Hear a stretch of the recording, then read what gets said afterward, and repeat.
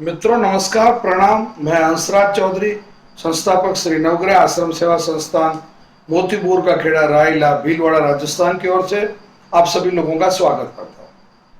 मित्रों आज मैं कैंसर के कुछ ऐसे छोटे छोटे प्रश्न हैं जो हर व्यक्ति के दिमाग में रहते हैं, मैं उनका उत्तर देने की कोशिश करूंगा। बहुत छोटे प्रश्न हैं परंतु बहुत महत्वपूर्ण प्रश्न है। जैसे उदाहरण के लिए कि मैं तो बीड़ी भी नहीं पीता हूं, सिगरेट भी नहीं पीता हूं, मैंने कभी शराब नहीं पी, मैंने कभी नॉनवेज नहीं खाया, फिर मुझे कैंसर कैसे हो गया? और एक बहुत सामान्य प्रश्न है जो लोगों को होता है। तो इस प्रश्न के दो उत्तर हैं। पहला उत्तर तो ये है कि कैंसर वंशानुगत पद्धति से भी होता है, यानी कि जेनेटिकल, जिसको बोलते हैं जेनेटिक, जो डीएनए है आपका जो आपकी जो कोशिका है, उस कोशिका में जो गुण धर्म, जो जीन्स जिसे बोलते हैं, वो जो दादा दादी, नाना नानी और माता पिता, ये मतलब पीढ़ी दर पीढ़ी जिसे अपन कहते हैं, पीढ़ियों से मतलब जो कैंसर ट्रांसफर होता है वो। अब इसमें एक अमूमन जो अभी तक का हमारा जो 7-8 वर्षों का जो अनुभव है कैंसर चिकित्सा में, वो ये कि अधिकतर जेनेटिक कैंसर वही होता है जो पहले जिसको जहां हुआ होता है। जैसे उदाहरण के लिए किसी माता जी को ब्रेस्ट कैंसर था तो उसकी लड़की को भी ब्रेस्ट कैंसर होने के चांस ज्यादा है। अमूमन ऐसा देखा गया, करीब करीब 75% केसेज में ये देखा गया। परंतु 25% में ये इसलिए भी पता नहीं चल पाता कि वो जैसे मेटास्टेटिक्स हो गया, या जैसे सामान्य भाषा में कहो कि मल्टीपल हो गया, कई अंगों में था उसको, तो वो किसी न किसी एक अंग में वो हो जाएगा। पहला उत्तर। दूसरा, मतलब जो आप सब्जियां सेवन करते हैं उन पे जो पेस्टिसाइड यूज किया जाता है वो उसका तो आपने ध्यान नहीं रखा।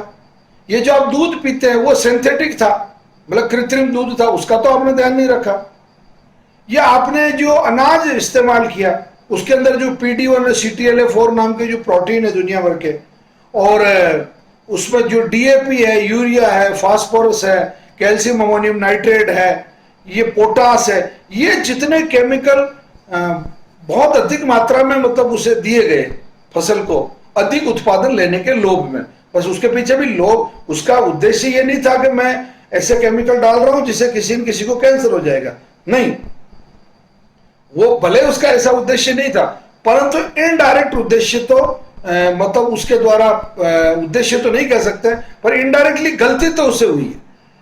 और तो उसने जो अधिक केमिकल का जो इस्तेमाल किया है, उसने DAP, urea, phosphorus, potash, calcium ammonium nitrate और भी कई तरह के मतलब खाद जो उसने इस्तेमाल किए हैं, जो फसल में डाले हैं उसने, उससे भी उसको कैंसर। अब एक नई चीज और आई है जो मेरा अनुभव कहता है। मतलब पहले राजस्थान के जालोर और आपका ये जो पूरा जैसलमेर का जो बॉर्डर एरिया है ये, और ये सिरोही और ये माउंट आबू की तरफ का जो इलाका है, जो गुजरात से राजस्थान लगा हुआ है, अरावली से उस तरफ का जो प्लेन एरिया है, जहां केनाल आई है अभी नर्मदा नहर की, नर्मदा सागर की जो नहर आई है, या इधर राजस्थान का ही एक एग्जाम्पल दे रहा हूं कि जहां भी नया नहरी क्षेत्र हुआ है वहां कैंसर बहुत तेजी से बढ़ा। जैसे इधर पंजाब से जो नहर आती है वो गंगानगर, हनुमानगढ़ और बीकानेर और चूरू में भी इसका पेयजल आ रहा है, जोधपुर में भी इसका पेयजल मिल रहा है, और बाड़मेर तक, जैसलमेर तक ये जो नहर गई है, वहां भी कैंसर बहुत तेजी से फैलने लगा। तो ये जो नहरीकरण जो हुआ है, तो नहरीकरण के साथ में वो फर्टिलाइजर ज्यादा यूज किया जाने लगा, एक कारण। दूसरा, मतलब इन नहरों के साथ में या उन नदियों के साथ में जो जिन नदियों के थ्रू ये नहरें आ रही है, वो चूंकि उसके किनारों पे जो पॉल्यूशन है, जो प्रदूषण है, वो प्रदूषण भी उस पानी में मिल रहा है। तो ये दोनों बड़े कारण है, पहला जेनेटिक और दूसरा मतलब इस तरीके का जो केमिकल जो यूज आप कर रहे हैं, जो केमिकल आप खा रहे हैं, और तीसरा आप जो हवा श्वास जो ले रहे हैं उसके अंदर दुनिया भर का कार्बन डाइऑक्साइड है। जहां कार्बन डाइऑक्साइड है वहां कैंसर होने की समझ लो बहुत ज्यादा संभावना। सल्फर डाइऑक्साइड है, वहां भी कैंसर होने की बहुत ज्यादा संभावना है। तो ये कार्बन के उत्सर्जन जितने भी हैं, कोयले से बिजली बनाने वाले जितने कारखाने हैं, उनके पास पास में जितने शहर हैं, वहाँ बहुत अधिक कैंसर मतलब वहाँ होता है। जैसे महाराष्ट्र में नागपुर इसका एक बहुत बड़ा उदाहरण है, राजस्थान में कोटा इसका एक बहुत बड़ा उदाहरण है, छपड़ा इसका एक उदाहरण है। तो ये जहां जहां मतलब ये ताप विद्युत ग्रह जो कोयले को जला के तो उसकी गैसें उसके आसपास के एरिया में होती है, और उन ये जो मैंने जहरीली गैसें बताई, carbon dioxide, carbon monoxide, sulphur dioxide, ये जो गैसें हैं, इन गैसों से भी आपको कैंसर होता है। ये जो काढ़ा जिसे क्वाथ कहा जाता है, तो आयुर्वेद में क्वाथ को प्राण माना गया, मतलब औषधि को जो हम जिसे औषधि कहते हैं, जो मेडिसिन जिसे कहते हैं, तो पहले तो आप ये समझ लें कि ये जो काढ़ा है ये बनाया किसका जाता है। तो 99% 99% जो काष्ठ औषधियां होती है, जो सूखी हुई औषधियां होती है, उनको उबाला जाता है।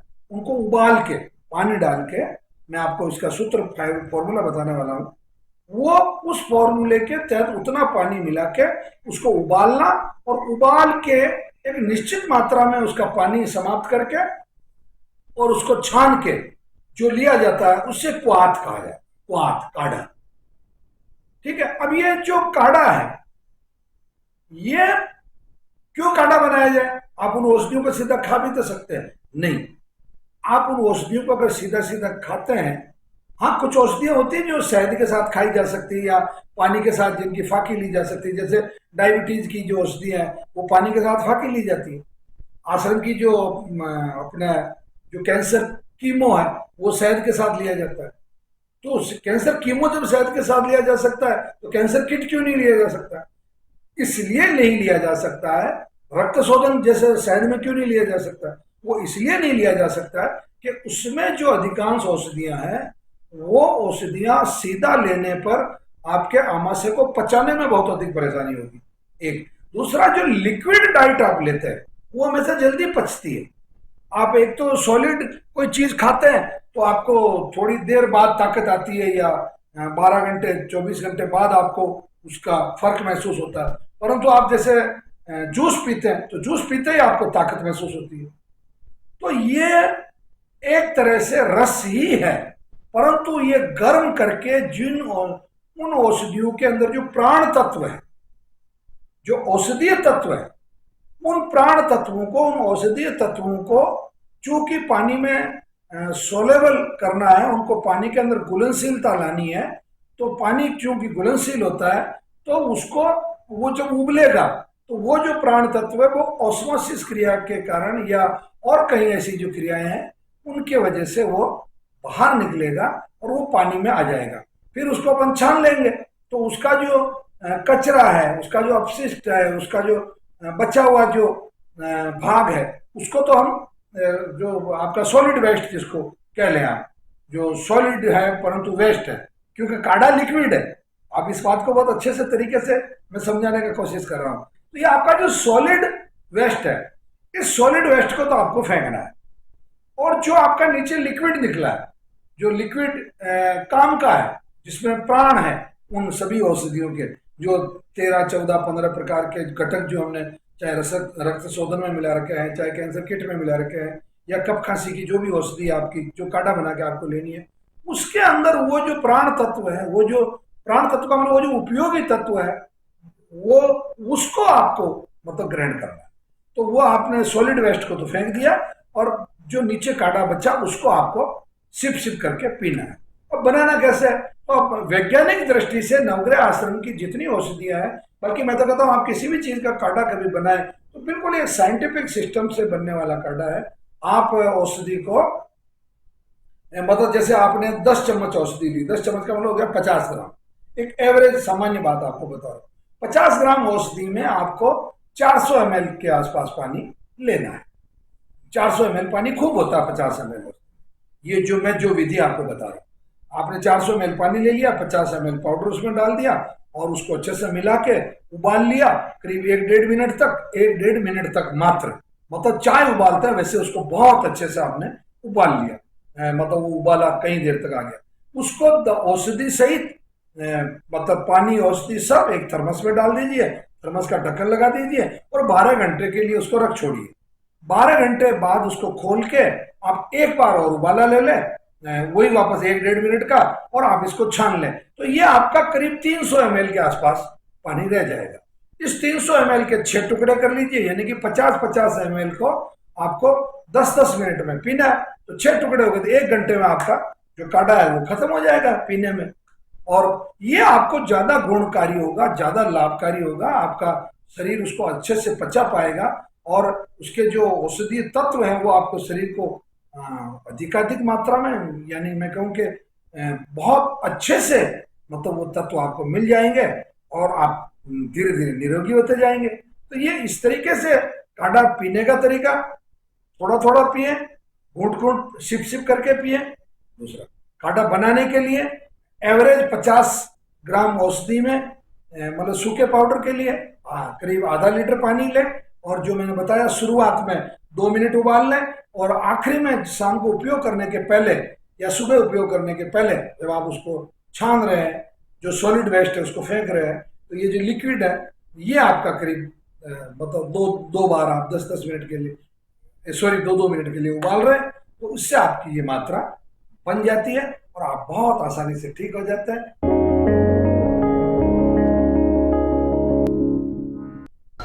पहला जो प्रश्न है किडनी के संबंध में, लोगों को यह शंका रहती है कि साहब हम एलोपैथी की जो दवाइयां चल रही है क्या उनको एकदम बंद कर देंगे, मतलब उनको हमें चालू रखनी है कि नहीं रखनी।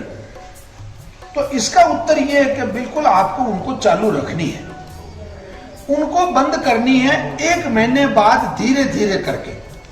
मतलब जैसे उदाहरण के लिए 1 महीने तक आपको एलोपैथी की दवाई भी चलेगी और ये श्री नवग्रह आश्रम की दवाई भी चलेगी, ठीक। परंतु उसके बाद में जैसे आपका क्रिएटिनिन माना कि पहले 6 था वो 4 हो गया, हीमोग्लोबिन पहले माना कि 9 था वो 10 हो गया, और माना कि आपका सोडियम बहुत बड़ा हुआ था वो 134 के आसपास आ गया, मतलब जैसे उसके पैरामीटर ठीक हो गए, या आपको पेशाब कम आ रहा था तो पूरा आने लग गया। तो ऐसी स्थिति होने पर आपको उन दवाइयों को mg के हिसाब से कम करनी है। mg का मतलब होता है मिलीग्राम, जो उसकी पावर होती है, पोटेंसी होती है, उसकी ताकत होती है दवाई की। जैसे 100 mg की कोई गोली आप ले रहे हैं, आपने यहां से दवाई शुरू की, 15 दिन बाद आपने टेस्ट करवाया, आपकी मतलब जो क्रिएटिनिन वो 1 पॉइंट कम हो गया और आपका हीमोग्लोबिन बढ़ गया, तो आप अपने दुकानदार जो भी है जहां से आप गोली लाती हैं उनको जाके कहो भैया मेरे को 10 गोली का एक पत्ता 75 mg का दे दे, अभी मैं 100 का ले रही हूं 75 का, ठीक। वो कहेगा नहीं साहब 75 का तो आता ही नहीं है, तो भाई कोई बात नहीं 50 का दे दे। मतलब उससे कम की जो गोली वो, फिर 10 दिन में वो गोली खत्म हो जाएगी, फिर उससे कम की और लिया 25 की लिया, फिर उससे कम की 10 की लेके आ गए, फिर उससे कम की 5 की लेके आ गए, और फिर उसको बंद कर दिया। तो इस तरीके से आपको ये जो एलोपैथी की जो भी मेडिसिन चल रही है, चाहे वो बीपी की बीमारी हो, चाहे शुगर की बीमारी हो, और चाहे किडनी की, ठीक है ना। ये बहुत एक पहले प्रश्न का उत्तर हो गया, आप संतुष्ट हो गए ना। मतलब इस तरीके से चलेगा तो समझ आपने पहुंचा जाएगा ना, ठीक। अब दूसरा प्रश्न जो होता है किडनी के मामले में, लोग बाग ये कहते हैं साहब नमक बंद करने की सुनी हुई, साहब हमने आपके इस पर्चे में लिखा हुआ है कोई नमक नहीं खाना, तो नमक क्यों नहीं खाना, पहला प्रश्न तो ये हो सकता है। तो इस प्रश्न का उत्तर ये है कि चूंकि इस किडनी को खराब करने के लिए सबसे बड़ा जिम्मेदार अगर कोई फैक्टर है, कारण है, तो वो ये समुद्र का नमक है। क्योंकि समुद्र के नमक के अंदर पारा भी जा रहा है, सोडियम भी जा रहा है, मैग्नीशियम जा रहा है, फास्फेट जा रहा है, चमड़े की फैक्ट्री का पानी जा रहा है, और आपका जितना लेड की फैक्ट्रियां, शीशे जस्ते एल्यूमिनियम की जो फैक्ट्रियां, चमड़े की फैक्ट्रियां, सब कचरा जो जा रहा है वो समुद्र में जा रहा है। तो वो वहां कचरा बढ़ रहा है, और वहां का जो नमक बन रहा है वो कैसे बन रहा है सब आप लोग जानते हो। बस उसको एक खेत में भर दिया, ओट लगा दी, धूप से पानी उड़ गया, नीचे जो भी कचरा बच गया वो नमक। या फैक्ट्री में भी मान लो नमक बन रहा है, तो वो बॉयलर के अंदर पानी डाल दिया, भाप बन के उड़ा दिया पानी को, नीचे जो भी कचरा बच गया वो नमक। तो उसको आपको आज ही अपने परिवार में ही बंद कर देना, उस नमक को परिवार में ही बंद कर देना। मतलब अपनी रसोई में आज के बाद में वो नमक नहीं आएगा, बस ये अपने को प्रतिज्ञा अभी कर लें।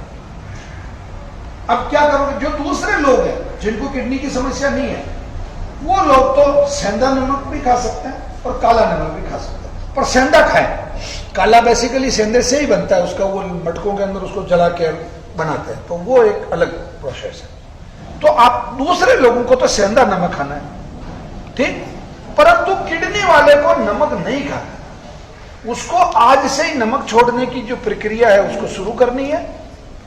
आज जैसे आधा ग्राम, मतलब एक आदमी को औसत 50 किलो का जो आदमी होता है उसको 5 ग्राम जो सोडियम है उसकी मतलब आवश्यकता होती है। तो आपका ये जो 5 ग्राम है वो सब्जियों से मिल जाएगा, जौ में से मिल जाएगा, और चीजों में से आपको मिल जाएगा, मतलब सोडियम आपका कम नहीं होगा। और खुदा न खास्ता कभी मान लो कम हो गया, आदमी बेकी बेकी बातें करने लग जाए, सेडेशन आ जाए, तो अगर मजबूरी में भी देना है तो सेंधा नमक दें। अब तीसरा सवाल, आप लोग कहेंगे साहब आप कहते हैं भाई गेहूं नहीं खाना है, बाजरा नहीं खाना, मक्का नहीं खाना, जौ ही खाना है। जौ क्यों खाना?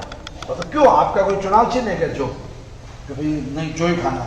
जौ एक ऐसी फसल है जो एक तो पिसाब लाता है, मूत्र, आयुर्वेद की भाषा में कहे तो मूत्र, मतलब पिसाब की मात्रा बढ़ाता है। और किडनी खराब होगी तो क्या हुआ?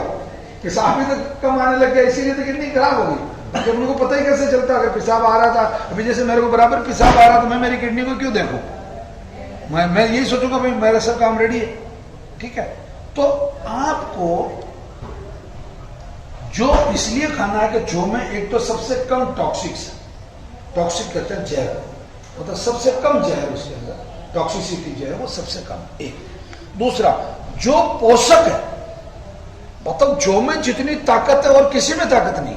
आपको जौ को अच्छे से पिसवाना है और उस जौ का जो चोकर है उसको भी खाना है, क्योंकि फाइबर जब तक आपकी बॉडी में नहीं जाएगा, जब तक आपकी किडनी जल्दी ठीक नहीं होगी, बल्कि डायबिटीज भी ठीक नहीं होगी और दूसरी भी जो बीमारियां वो ठीक नहीं होगी। तो आपकी बॉडी में वो 3 चीज की जरूरत पड़ती है, एक तो प्रोटीन, कार्बोहाइड्रेट, विटामिन्स और ये सॉल्ट जो खनिज लवण वगैरह। एक दूसरी जरूरत पड़ती है कैलोरी की, ताकत की, तो वो मिलेगा आपको जौ से।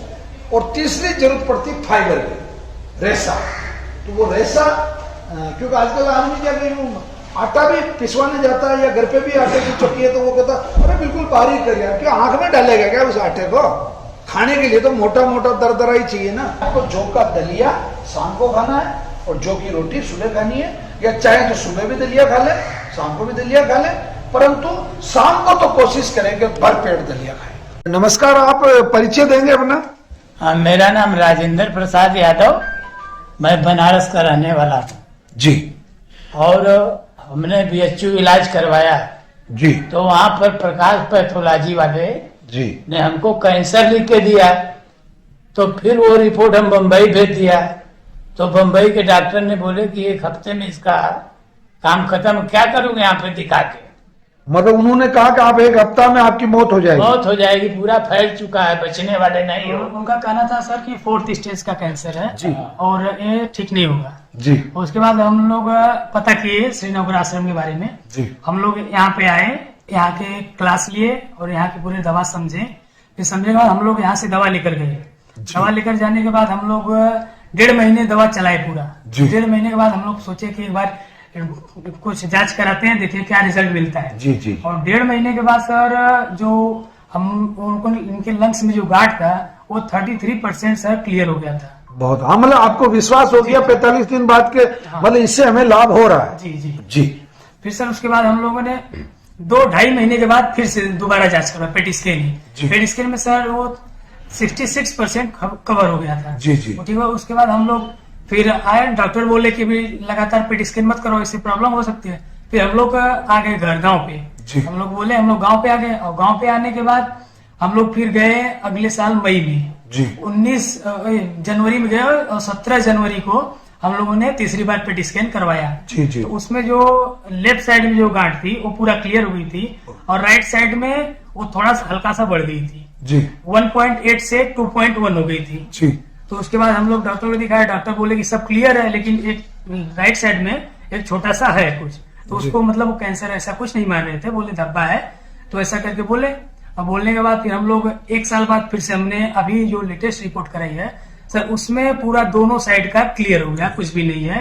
और डॉक्टर का कहना था कि आपको कैंसर कभी मतलब मिला ही नहीं, जब से मैं रिपोर्ट करवा रहा हूँ जी जी। आपको कभी कैंसर मिला ही नहीं। आपका नाम क्या है? मेरा नाम अनिल यादव है, ये मेरे फादर है। अनिल जी है आप? जी। तो अनिल जी, मैं जैसा कि ये रिपोर्ट देख रहा हूँ, ये इनकी बिल्कुल एकदम क्लियर, मतलब इनको सिर में, ब्रेन में, नेक में और कहीं कोई समस्या नहीं है। और ये जो बिल्कुल एकदम स्पष्टता के साथ में, मतलब जिसे कह सकते हैं कि आपके पिताजी के लिए इससे बड़ी खुशखबरी नहीं हो सकती है। और ये पूरा जो लास्ट में जो इम्प्रेशन पार्ट होता है जांच का, इसमें बिल्कुल सही कहा जा रहा है कि किसी भी प्रकार का कोई एविडेंस कैंसर का इसमें नहीं है। तो जब ये पहली बार आपने ये सुना, पहली बार तो ये सुना होगा कि कैंसर है, जी। और ये भी सुना था कि ये 7 दिन के मेहमान है, परंतु जब पहली बार ये सुना कि इनको कैंसर नहीं है, मतलब ये जो फाइनल रिपोर्ट जो आई है, तो इसके बाद में ईमानदारी से बताना, आप मतलब खुशी तो हुई होगी, इसमें तो कोई संशय नहीं, जी सर, बहुत ज्यादा हुई। परंतु आपको आयुर्वेद पे कितना मतलब विश्वास हुआ? सर पहले तो हमें पता चला कि इनको कैंसर है, तो हम लोग इतना ज्यादा घबरा गए कि अब तो ये ठीक होने वाली बीमारी है नहीं, जी। अब क्या होगा आगे। तो डॉक्टर भी बोल दिया कि इनका बचना मुश्किल है, अभी नहीं बच सकते। फिर उसके बाद जब हम लोग यहाँ का ट्रीटमेंट स्टार्ट किए, अब जब हम लोग को उसका रिजल्ट मिला सर, उसके बाद सर इतना ज्यादा विश्वास हो गया कि सर जो भी चीज हमें करना है आयुर्वेद का करना है, बाकी किसी में नहीं आना है। और एलोपैथ का हम लोग एक टेबलेट भी नहीं इनको दिए हैं। 23 महीने से हम लोग का ट्रीटमेंट चल रहा है। वाह, बहुत अच्छी बात है। और आयुर्वेद का ही ट्रीटमेंट है, उसके अलावा कोई दूसरा नहीं था। आप लोगों को आज एक बहुत महत्वपूर्ण जानकारी दे रहा हूं कि जिन लोगों के यहाँ कभी अचानक जुआरे जो होते हैं, गेहूं के जो जुआरे होते हैं, व्हीट ग्रास जो होता है, वो खत्म हो जाता है, या आपको कभी मिल नहीं पाता इमरजेंसी में, और आपको ये तकलीफ होती है कि मेरा तो हीमोग्लोबिन डाउन हो जाएगा, मुझे जुआरे नहीं मिल रहे, तो उसका जो सब्स्टिट्यूट है वो ये दुर्वा है, दोब जिसे कहते हैं, दोबड़ी, दूब कहते हैं। इसकी पहचान ये कि एक तो इसके ऊपर ये जो फिरंगी आती है, ये 5 भागों में बटी हुई होती है, ये कोई 3 भाग, कोई 5, मतलब कुल मिला के इसके ऊपर एक तो ये फिरंगी आती है। एक इसके जो पत्ते हैं वो आप देख रहे हैं इस तरीके से, जस्ट लाइक मतलब ज्वारों से मिलते जुलते ही है। और ये इसका जड़ भाग है नीचे, ये जो इसकी जड़ें हैं, ये आप देख पा रहे हैं बहुत अच्छे से, ये इसकी जड़ें हैं। तो आपको ज्वारों जितनी ही मात्रा, परंतु इसमें एक विशेष ध्यान रखने की जो बात है वो ये है कि इस दुर्वा की जड़ भी आपको इस्तेमाल करनी है, मतलब आधा हिस्सा जड़ का और आधा हिस्सा ऊपर का। यानी कि एक व्यक्ति को 1 दिन के जूस के लिए ये मेरे हाथ में जो दोब है ये पर्याप्त है। मतलब ये आधा हिस्सा जैसे ये जड़ का हो गया, इसको अगर वजन में आप करें तो करीब करीब मतलब मोटा मोटी 50 ग्राम के पास आसपास, अगर मतलब 25 ग्राम जड़ का हिस्सा और 25 ग्राम ऊपर का हिस्सा अगर आप लेके उसका जूस बना लेते हैं और कैंसर पेशेंट को अगर आप पिलाते हैं, मतलब ये जुआरे का सब्स्टिट्यूट आपको मैं बता रहा हूं, गेहूं के जो जुआरे बोए जाते हैं, जो व्हीट ग्रास बोया जाता है, उसका ये समाधान है, उसका ये सब्स्टिट्यूट है। परंतु इसका मतलब ये नहीं कि आप 12 महीने दूब का ही जूस इस्तेमाल करते रहे, मतलब आप साल में 3 महीने या 4 महीने तक दूब का इस्तेमाल आप कर सकते हैं, या दिनों की संख्या से भी साल में करीब 120 दिन आप दूब या दुर्वा का जूस आप व्हीट ग्रास की जगह इस्तेमाल कर सकते हैं। मित्रों, आपने कई महानगर ऐसे हैं जहां जुआरे नहीं होते हैं, तो वो इस दुर्वा का उपयोग कर सकते हैं। इस दुर्वा को आपको अगर इकट्ठी कहीं मिलती है तो आप वहां से गीले कपड़े में इसको लपेट के फ्रीज में रख सकते हैं, ताकि आपकी ये लंबे समय तक ये आपको हरी अवस्था में मिल जाए। लंबे समय से मतलब 6 या 7 दिन, मतलब 6-7 दिन तक आप इसको मतलब गीले कपड़े में या टाट पट्टी में लपेट के इसका आप उपयोग कर सकते हैं।